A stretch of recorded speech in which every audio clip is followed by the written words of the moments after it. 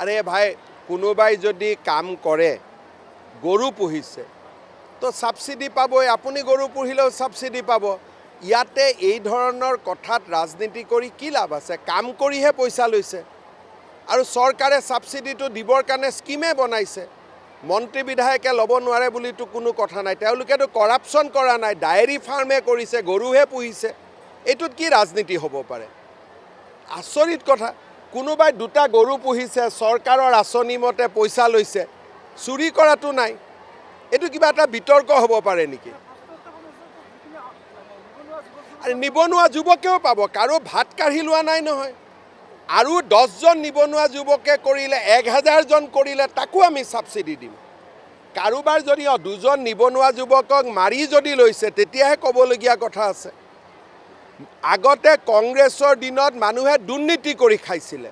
এতিয়া যদি আমাৰ মন্ত্ৰী বিধায়কে ঘৰত গাখীৰ উৎপাদন কৰি খাব খোজে আপত্তি কি আছে ইয়াতে চলিবতো লাগিব ঘৰখন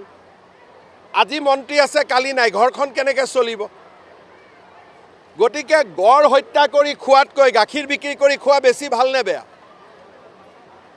এটা আপোনালোকে নিজে কওকচোন গতিকে এইবিলাক আৰু বিতৰ্ক কৰিবলগীয়া কথা